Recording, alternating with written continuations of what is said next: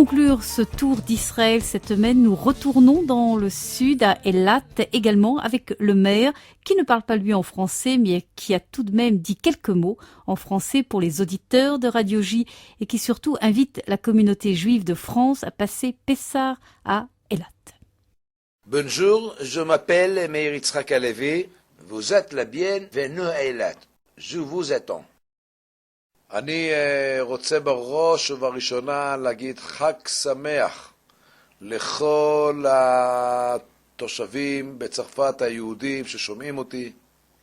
אני רוצה להזמין את כולם. Je veux tout d'abord souhaiter une bonne fête de Pessah à tous les Juifs de France qui m'écoutent sur cette antenne. Je vous invite à passer le Seder à Eilat, car la ville d'Eilat aime recevoir ses amis de France.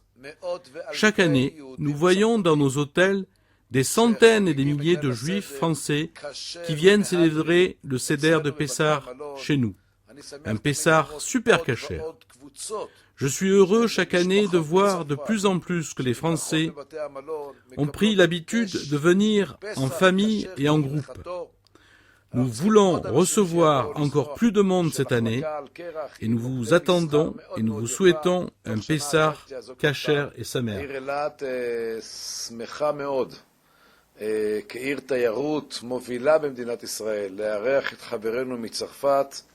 אנחנו כל שנה זוכים לראות את הצרפתים באים בפסח וגם... La ville d'Eilat est très heureuse en tant que ville touristique israélienne d'accueillir nos amis de France.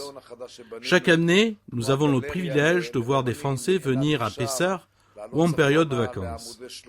On peut venir visiter nos sites traditionnels ainsi que les nouveautés, comme par exemple le nouveau musée que nous avons construit qui présente l'histoire de la ville, comme la galerie des artistes. D'Eilat, on peut voyager vers le nord, vers les colonnes de Salomon, les colonnes d'Amram et les mines de Timna. On peut en peu de temps aller en avion d'Eilat en tout point en Israël. En 1h30 de voiture, on arrive à la mer Morte. On peut aussi voyager à Petra par Eilat pour ceux qui le désirent.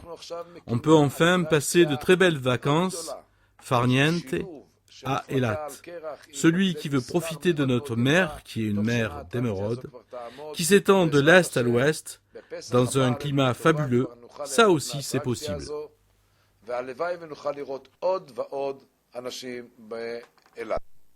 Nous retrouverons de nombreux Eilatiens la semaine prochaine, des Eilatiens francophones, pour conclure cette semaine avec une page immobilier sur Eilat avec des affaires qui ont été signées cette semaine et qui vous donnent une idée de l'immobilier à Eilat.